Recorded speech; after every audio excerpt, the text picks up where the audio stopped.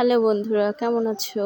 আজকে আমি মাছের ঝোল করব আলু দিয়ে, মাছের ডিম আর মাছ দিয়ে। দেখো, মাছ কেটে ধুয়ে নিয়েছি, আলু ধুয়ে নিয়েছি, লবণ, হলুদ আর তেজপাতা ওখানে। এবার দেখো, এই যে মশলা করব কি কি, দেখো মশলাগুলো। আদা একসাথে বেটে নেবো, কারণ অল্প মাছ, আমি আলাদা করে মশলা বাটছি না, আজ অন্যরকমভাবে রান্না করছি। রসুন, শুকনো লঙ্কা 4টে,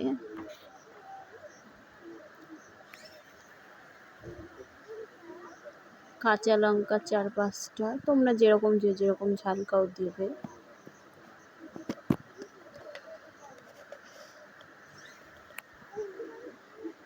জিরে,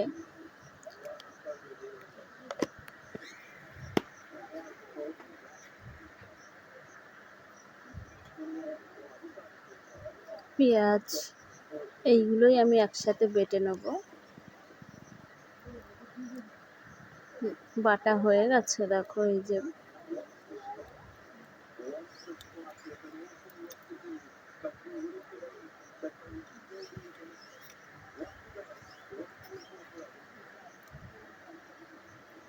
এবার মাছগুলোর মধ্যে লবণ হলুদ মাখিয়ে নেব।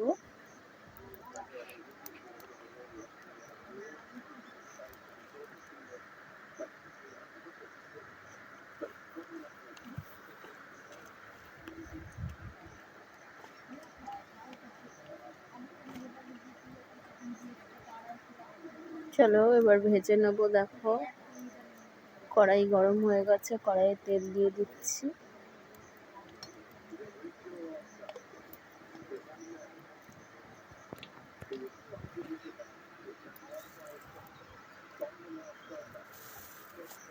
এবার মাছগুলো দিয়ে দেবো, তেলটা গরম হয়েও গেছে।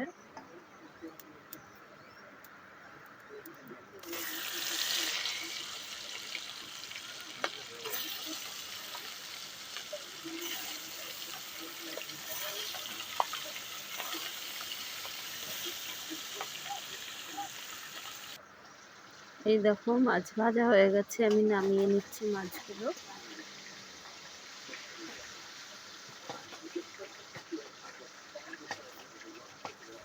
এই যে আমি সব মাছগুলো নিয়ে নিয়েছি তুলে। এবার মাছের ডিমগুলো ভেজে নেব।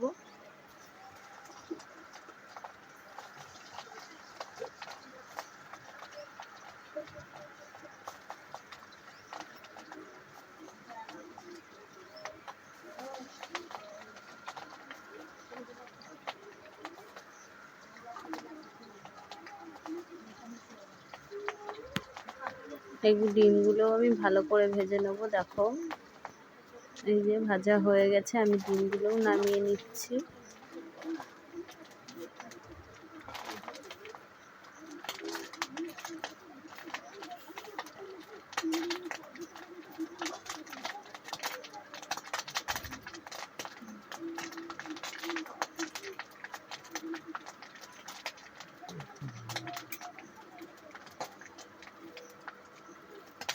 এরপর ওই তেলেই আমি আলুগুলো দিয়ে দেবো।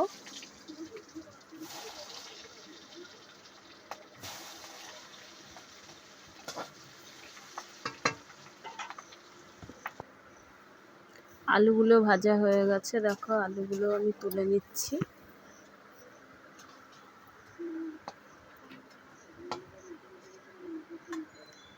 এবার তেলে আমি তেজপাতা ফোড়ন দেবো।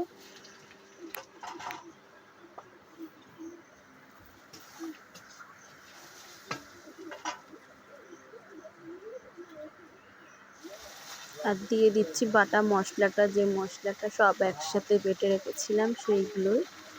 আদা, জিরে, লঙ্কা, রসুন, পেঁয়াজ একসাথে বাটা। হলুদ দিয়ে দিচ্ছি পরিমাণ মতো, লবণ দিয়ে দিচ্ছি স্বাদ মতন। এইবার একটু জল দিয়ে দিলাম, মশলাটা যাতে না পুড়ে যায়। মশলাটা কষিয়ে নেব। এই যে দেখো,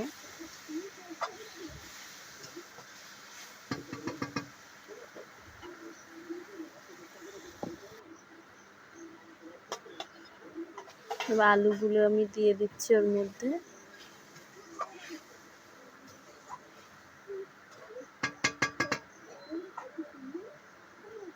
ঢেকে দেবো।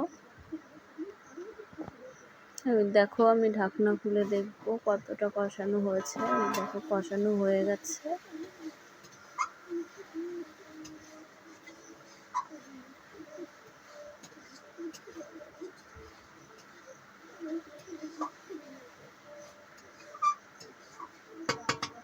এর মধ্যে আমি ফুটন্ত গরম জল দিয়ে দেবো।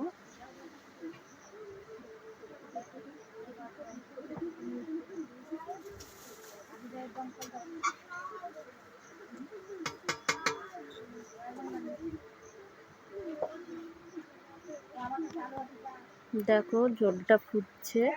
এবার ভেজে রাখা মাছ আর মাছের ডিমগুলো আমি দিয়ে দেবো ওর মধ্যে একে একে।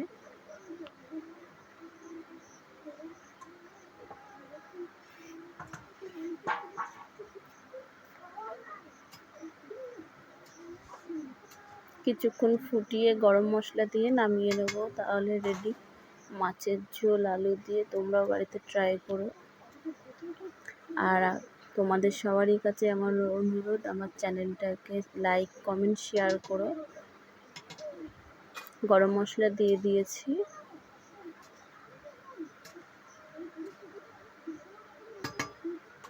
এবার আমি নামিয়ে নেব।